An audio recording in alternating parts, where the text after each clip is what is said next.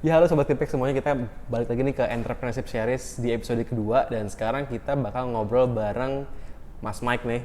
Kita manggilnya mungkin Mike langsung aja kali ya. Yes, biar boleh. lebih anak milenial gitu. Oke. Dari mana nih Mike? Mungkin mau kenalan dulu kali. Boleh.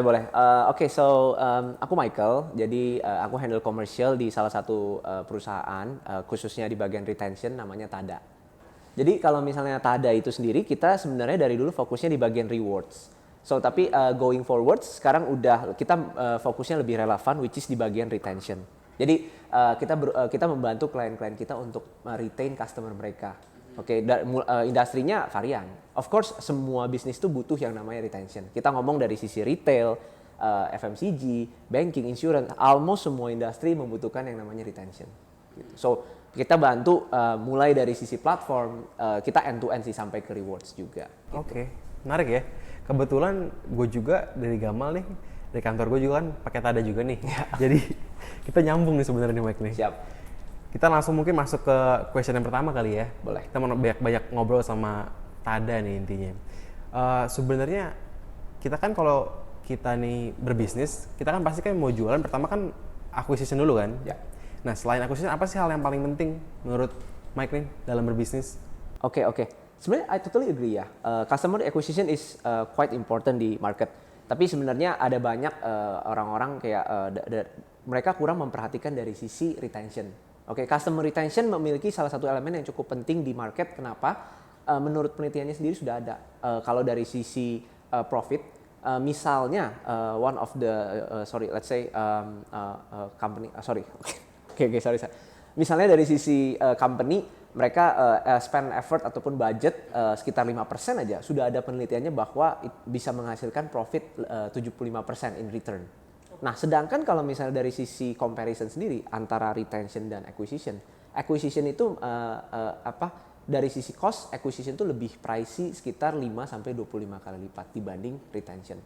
Of course, kalau misalnya kita mau ngomong sesuatu yang lebih relate dengan kondisi market saat ini, COVID misalnya. Banyak banget brand-brand menurut pengalaman kita sendiri di tahun 2020 banyak yang lebih memfokuskan ke retention. Kenapa? Brand reluctant untuk mengeluarkan budget ke acquisition. Of course, kenapa? Karena tadi balik lagi ke cost acquisition-nya itu lebih pricey dibanding meretain. Mereka lebih memilih untuk spend marketing budget ke retention. Oke, mereka re-engage lagi dengan customer yang lama. How they can educate. Oh, sekarang kita udah new normal loh. Gimana sih cara kita mau reach the audience yang let's say misalnya kita ngomong Gamal. Gamal sudah melakukan proses sterilisasi dengan produk-produknya kan. Kalian sudah melakukan segala prosedur yang ditentukan oleh pemerintah. How you can educate these kind of things ke audience gitu kan, ke your customers of course. Nah, pasti kan dari your existing database. So that's why customer retention itu penting. Jadi acquisition penting, cuma retention lebih penting. Ya. Kita nggak ngomong retention lebih penting, dua-duanya sama.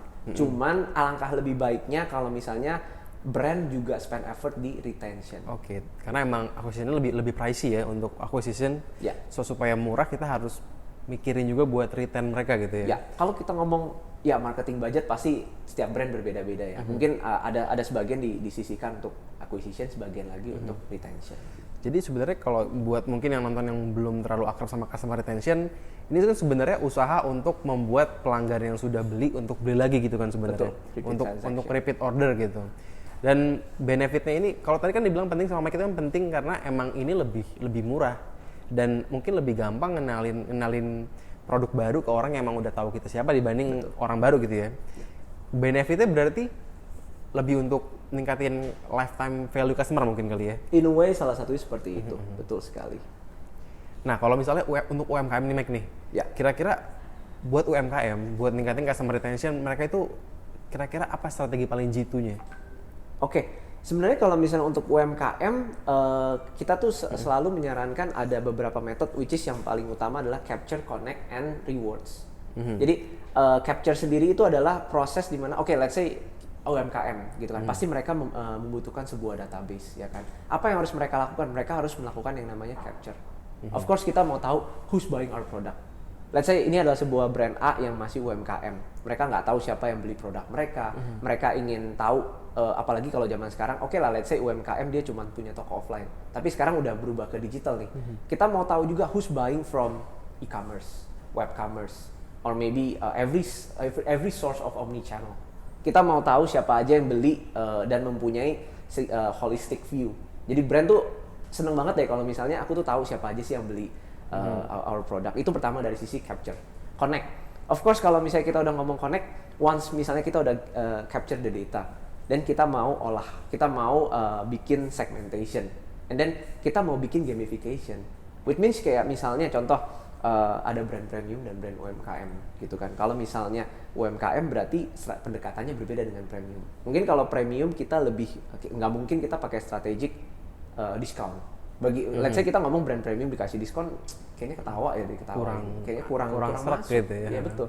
Kalau misalnya dengan produk yang lebih mass, kita pendekatannya mungkin bisa edukasi dengan, ya mungkin bisa juga dengan diskon ataupun juga dengan kayak buy one get apa gitu. Itu gaming seperti itu yang kita mau edukasi. Mungkin giveaway juga kali ya. Giveaway bisa juga seperti itu. Jadi tapi gimana cara kita engage-nya? Biasanya kan gitu kan, brand oke, kita pengen ngasih tahu sebuah diskon atau kita mau ngasih tahu sebuah promo, but how? Masa kita WhatsApp satu-satu customer kita? Very old method banget kan.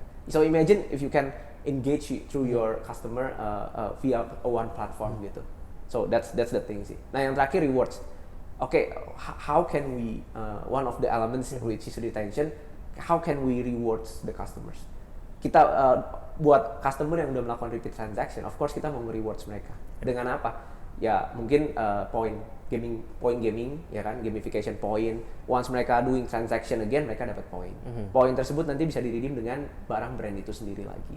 Itu one of the basic method untuk rewards. Kalau tadi ngomong capture gitu ya, itu capture itu berarti kan sebelum kita mau ngomongin nge-retain, dia mesti capture dengan cara acquisition kan maksudnya, kalau capture itu? Yes, in a way seperti itu, acquisition. Nah kira-kira boleh nggak sih misalnya kita, kan tadi kan urutannya kan capture, connect, sama terakhir kan baru rewards kan? Yes.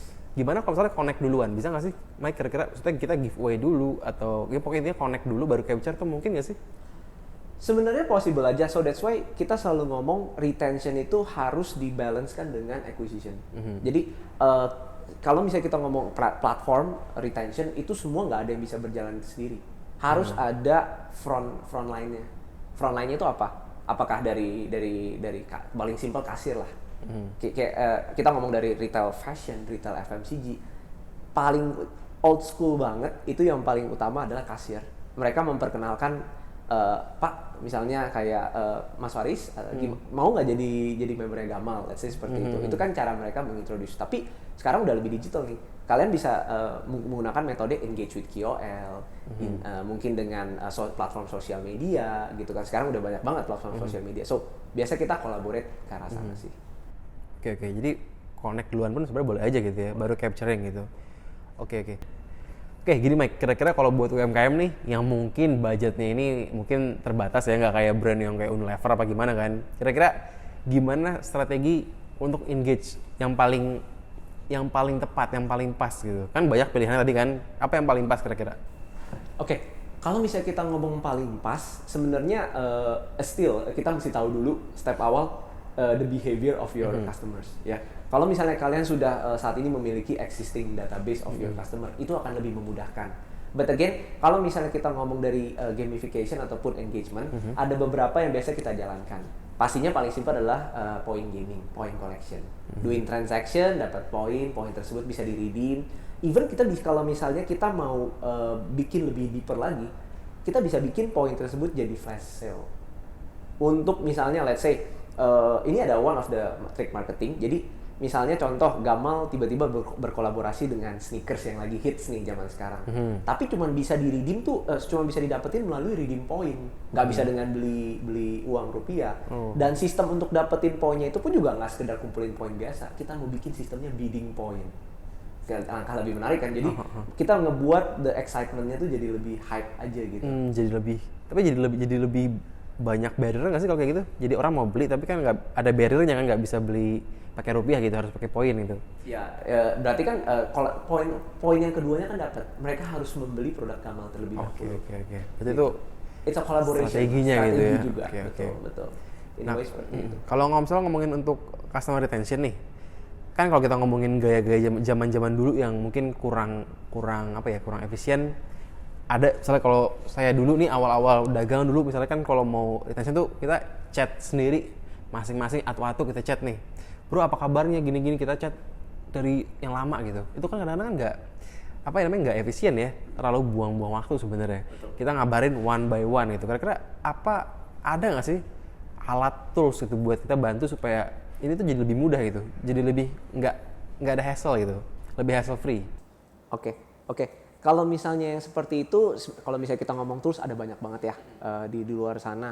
One of the things biasanya dari vendor ataupun juga platform menyediakan sebuah dashboard di mana teman-teman tuh bisa melakukan yang namanya push notification blast. It's one of the way yang sekarang lagi ngetrend banget, even dijalankan oleh e-commerce ataupun juga dengan transportation startup saat ini kan dilakukan. Tapi kalau misalnya kita ngomong lebih ke engagementnya lagi, selain tadi yang aku mention point collection, masih ada lagi kayak even kita bisa create social commerce juga. So itu one of the tools di mana ya in a way untuk nge-relate sebuah message, word of mouth marketing itu one of the best way juga gitu. Memang agak berbeda dengan retention, tapi social commerce itu bagian dari kita sebutnya one of the things yang bisa nge-boosting untuk revenue dan penjualan. Mungkin masih ada yang bingung bedanya social commerce sama web commerce tuh kira-kira lebih kemana sih bedanya, Mike? Oke. Kalau misalnya web commerce itu as simple customers belanja through web. Web yang dimiliki oleh brand. Sedangkan kalau social commerce itu adalah ini sebenarnya tren ini muncul mendadak ketika Covid kemarin ya. Banyak banget tiba-tiba, contoh lah kayak aku tiba-tiba WhatsApp aku dipenuhi dengan jualan nih, teman-teman aku mendadak jadi jualan dadakan. Halo Mike, kayaknya kamu lagi butuh ini deh. Nah, something like that. Itu adalah social commerce. Kita sekarang udah ada ekosistem reseller. Itu adalah kira-kira untuk mensimplify social commerce kira-kira seperti itu. Through apa? Through mungkin dengan seperti WhatsApp ataupun juga dengan platform social media lainnya. Itu adalah social commerce. Jadi word of mouth itu merupakan salah satu tools buat retain customer. Yes, tapi kalau dari Mike sendiri nih, dari Tada nih yang kebetulan saya pakai juga kan nih Tada kan di Gamalman, itu kira-kira toolsnya itu apakah lebih banyak fiturnya nggak sih dibandingin yang lain-lainnya gitu? Yes. Oke, kalau dari kita sendiri sih kita memang offer lots of benefit ya. Kita nggak sekedar kayak kita the main point adalah kita mau mensimplify dan memudahkan reseller tuh untuk memiliki their own platform. Kalau jawaban yang tadi Mas Faris bilang, mungkin ya orang bisa aja jualan pakai WhatsApp gitu kan, simple banget, tinggal ini ada jualan ini, kamu transfer ke rekening aku ya.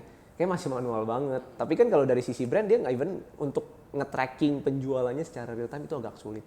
Kita pertama dari sisi data kita sediakan informasinya. Kita juga sediakan juga untuk sampai ke payment gateway-nya. Jadi untuk orang-orang yang mau berbelanja itu nggak perlu lagi takut apakah ini penipuan ya, rekening penipuan. Tapi kan sekarang udah ada link-nya. As simple kayak dari si reseller bisa memiliki sebuah link yang khusus unik hanya untuk reseller tersebut. Bisa dibagikan ke teman-temannya yang lain.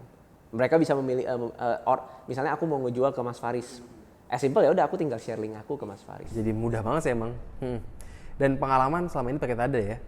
Jadi kita tuh jadi punya member, yang member ini bayar per tahun. Jadi mereka tuh lebih bakal cenderung untuk ya mau bertahan di ekosistem Gamal karena ya mereka kan udah bayar dan harganya pun bakal jadi lebih murah kalau mereka udah member gitu. Jadi emang apa ya, menurut pengalaman dari Gamal sendiri yang pakai Tada nih, emang sekarang udah dikit lagi mungkin 2.000 member lah. Dan ini emang selain menjadi revenue income juga nih, source juga yang uang membershipnya, tapi dia juga jadi cenderung lebih banyak repetisi ordernya gitu.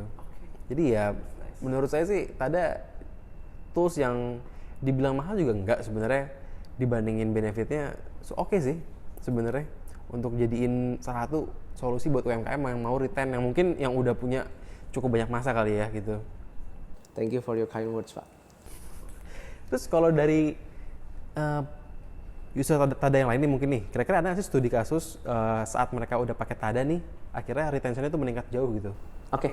Sebenarnya kalau misalnya kita ngomong yang tadi Gamal, kalau teman-teman Gamal kan pakai Tada as social commerce ya.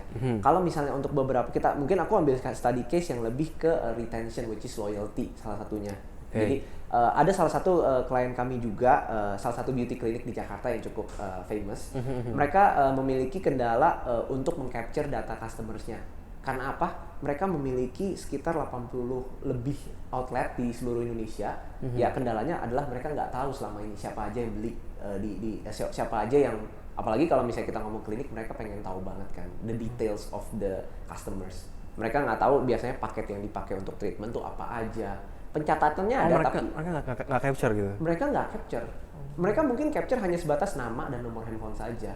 Untuk di maintain kayak ada promo WhatsApp Blast. But again kalau misalnya kita mau tarik data, apa sih namanya, drill down lebih dalam lagi, mereka tuh nggak punya data tersebut.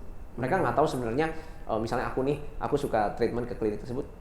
Mereka tuh nggak tahu Michael tuh biasanya berapa kali sekali sih visit ke outlet.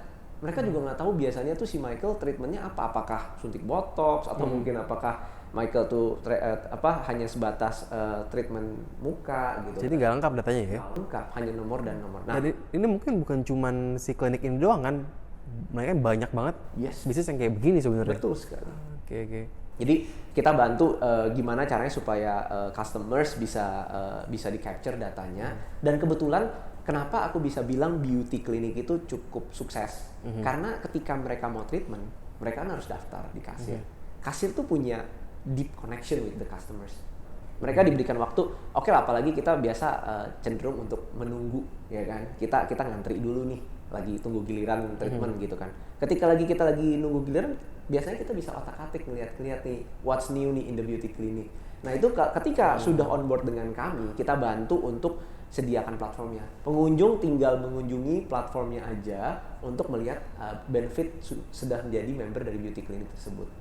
So once udah di capture datanya, nah yang kita sudah berhasil on board dalam waktu 3 bulan sekitar 400.000 members. 400.000? Yes, 400.000 dari klinik ini? Dari klinik tersebut. 400.000? 400.000, betul sekali. Mereka dan mereka sudah memiliki banyak data. Even kita sudah buatkan segmentation-nya. Jadi kita kalau misalnya kita ngomong segmentation, ini biasanya tuh brand-brand besar dan juga FMCG suka banget ngomong kayak recency, frequency, and monetary. Jadi 3 elemen yang cukup disukai oleh brand-brand. Apa aja tuh? Recency itu adalah kapan terakhir kali customer belanja. Frekuensi adalah seberapa sering total dalam waktu sebulan berapa kali sih customer datang. Itu frekuensi. Nah, monetary spending power-nya. Average spending power. Oh, jadi mungkin setelah punya data yang lebih dalam, mereka kalau WhatsApp Blast nggak semuanya. Mungkin tergantung produk apa, mahal apa enggaknya. Dari segmentation tadi juga bisa. Jadi nggak terlalu boros untuk buang-buang waktu, buang-buang. Oke. 400.000 member. Yes, 400.000 member. Itu berapa lama? 3 bulan? 3 bulan. Terus sih banyak banget ya. Effort mereka banyak, dan kebetulan karena mereka juga iklan di sosial media dan juga mereka melakukan launching ketika mereka sudah bekerja sama dengan kami, itu menjadi salah satu faktor. So that's why aku bilang ketika kalau misalnya teman-teman mau program retention ini sukses, harus ada effort juga dikolaborasikan dengan beberapa acquisition method. Tadi aku bilang mungkin kita melakukan launching event ataupun kolaborasi dengan KOL, sebarin information di outlet-outlet. Kasir juga kita sosialisasikan. Oke.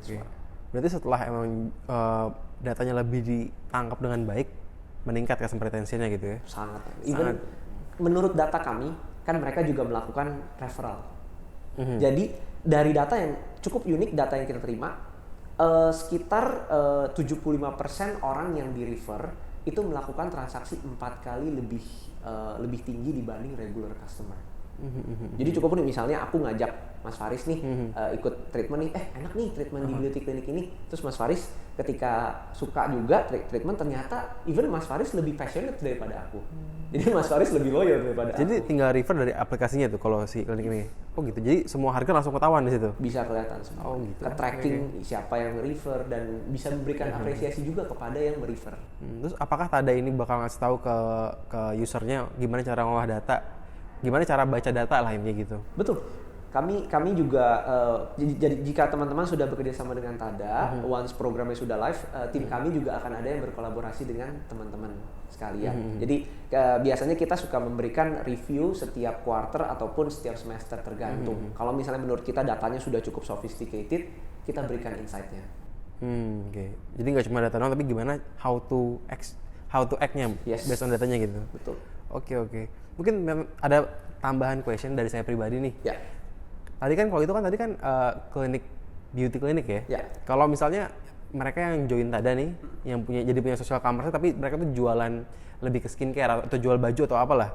Yang dimana mereka ini punya platform nggak cuma di sini doang, tapi punya di Shopee, punya di Tokopedia.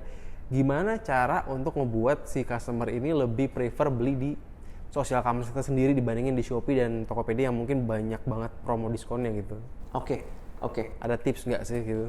Sebenarnya one of the gaming sudah dilakukan juga oleh Gamal, which is the paid membership. Jadi kalau misalnya orang mau daftar di social commerce, mereka harus bayar dulu. Tapi again, harga yang ditiput di social commerce tersebut harus lebih murah dibanding dari marketplace tersebut. Sehingga kalau misalnya aku sebagai reseller ataupun ya pengguna social commerce tersebut merasa memiliki benefit. Jangan karena iming-iming, oke lah free ongkir zaman sekarang gitu kan. Tapi ketika kita create the community, how kita bisa gandeng reseller tersebut, pasti akan lebih berjalan sih dibandingkan marketplace. Oke, berarti memang harus dibedain banget ya. Dibedakan. Nggak bisa head to head, itu nggak mungkin ya. Tidak bisa. Karena memang di sana terlalu banyak. Mungkin ada banyak gimmick promo diskon ini itu kali. Betul. Iya. Oke. Nah pengalaman saya gini nih Mas nih. Dulu saya pernah punya usaha sebelum Gamal nih. Karena sambil kuliah iseng-iseng aja, terus ngerasa kayak udah oke aja, nggak ada yang salah kok, buang ad setiap bulan yang penting segini, masukan ambil segini, yang penting net profit, udah amat lah bagaimana. Yeah. Akhirnya lama-kelamaan udah 5 tahun, 6 tahun, akhirnya kerasa growth-nya itu jadi nggak cepet, karena selalu customer yang baru terus. Yeah. Sementara yang lama ini tuh tinggal hilang mulu. Nggak ke-engage ya? Kebanyakan sih kalau pengalaman tuh UMKM ini, kebanyakan mereka itu nggak mikir long term. Mereka ini lebih mikir kayak gimana kita bisa sekarang, pokoknya ada penjualan, gimana tahun depan pikirin ntar aja, yang penting makan dulu sekarang. Nah sekarang makanya di Gamal ini kita belajar dari yang sebelumnya, kita join Tada ya supaya nanti pada akhir di tahun-tahun berikutnya kita jadi growth itu bakal lebih cepat. Itu sih harapan kita join Tada nih. Siap. Tapi sebenarnya juga nggak bisa bilang join Tada langsung tiba-tiba sukses gitu ya, harus ada push juga dari brandnya. Apa gimana, ada tips triknya harus gimana nih buat brand supaya join Tada nih dan nggak hanya langsung berhasil gitu? Ya seperti yang aku tadi sempat mention juga, aim-nya kita kalau misalnya teman-teman ingin mensukseskan retention platform ini harus dikolaborasikan juga dengan beberapa acquisition method. Salah satunya tadi mungkin kita juga kolaborasi dengan KOL, gimana cara kita mensosialisasikan ke salesperson ataupun ke kasir-kasir. Gimana cara kita edukasi supaya setiap kasir tuh wajib untuk menginformasikan ke para customer ketika mereka transaction ke brand. Mas Faris mau jadi membership kah? Ini juga sebenarnya kasus ini sudah kejadian di salah satu brand makanan cepat saji ya di Indonesia. Kalau misalnya teman-teman tahu setiap kali makan cepat saji suka ada yang nawarin CD nih. Nah pasti teman-teman udah tahu lah ya gimana caranya kita bisa mengedukasi kasir tersebut supaya rajin. Ya imagine aja cepat saji yang antrinya begitu panjang pun mereka masih sempet loh ngenawarin CD tersebut. Kayaknya kalau misalnya untuk hanya mensosialisasikan aja harusnya lebih simpel dibanding menjual gitu. Jadi emang harus benar-benar nge-push banget supaya bisa kayak tadi yang ceritain yang beauty clinic yang tadi 400.000 itu ya. Iya. Itu emang nge-push banget dia. Salah satunya itu, dan kalau misalnya kita ngomong kenapa bisa sukses tadi aku mention. Kalau misalnya ada engagement di offline store-nya itu akan lebih memudahkan. Apalagi kalau kita pasang kayak marketing tools di offline store seperti banner. Itu kan zaman sekarang kita juga lebih simple nih. Kita nggak perlu lagi minta kasir menjelaskan terlalu menjelimet. Tapi ya udah customer tinggal ngelihat banner, tinggal nge-scan aja nih sebenarnya, mereka udah bisa langsung paham loh. Oh jadi pakai appnya Tada ini bisa untuk offline juga, untuk nge-scan aja? Bisa, jadi sebenarnya bukan pakai app Tada tapi dari kamera. Kamera zaman sekarang kan smartphone udah keren-keren. Jadi tinggal diarahin aja ke QR, di-scan, langsung nanti arahin ke platformnya yang sudah kita buatkan untuk brand. Gitu. Sehingga mereka bisa daftar dan melakukan gamification-nya. Thank you banget nih Mike untuk ngobrol-ngobrolnya. Sama-sama. Saya pun yang udah pakai Tada jadi banyak tahu lebih banyak dan pengen nambah lagi nih. Siap. Menarik ya. Untuk ternyata emang kita tuh bisnis harus banyak usahanya, nggak cuman sekedar mikirin cuman jualan aja gitu. Ya. Jadi emang kita harus mikirin juga retentionnya gitu ya. Yes, betul sekali. Oke. Mungkin ada sedikit tips terakhir atau gimana buat UMKM nih buat biar lebih bagus ke depannya growth-nya, retentionnya mungkin tips. Oke. Kalau dari aku sih sebenarnya tipsnya simple aja. Walaupun kita pembahasannya lebih ke retention, kita tetap harus balance. Tadi makanya aku bilang retention tuh nggak bisa berdiri sendiri, tetap harus ada acquisition cost ataupun acquisition effort juga yang dilakukan oleh brand. Ya teman-teman pasti dari sisi entrepreneurship sudah punya perhitungan alokasi budget ya untuk marketing. Cuman bagaimana secara wise-nya aja ngebagi antara acquisition dan retention. Especially sekarang di kondisi pandemi gini, nanti ketika kita sudah mensosialisasikan saat ini untuk program retention ini, nanti ketika once new normal akan lebih mudah untuk nge-re-engage yang sudah lama inactive. Saran aku sih seperti itu. Oke. My name is Michael, I'm done speaking, thank you. Oke. Siap. Kalau gitu mungkin sampai sini aja episode kedua ini Entrepreneurship Series dari Kipek nih. Oke, so buat sobat Kipek yang mungkin butuh semacam services gudang buat penyimpanan juga, jadi yang emang nggak mau pusing untuk dagang, pengen dagang doang nih, nggak mau mikirin gimana logistiknya, bisa pakai Kipek tuh. Bisa coba kok lihat link di bawah, hubungin di sini nih, ntar bakal dibantu gimana penjelasan lebih lanjutnya. Oke, so thank you banget Mike. Kalau gitu kita undur diri dulu dan sampai jumpa di episode selanjutnya. Sampai jumpa. Thank you.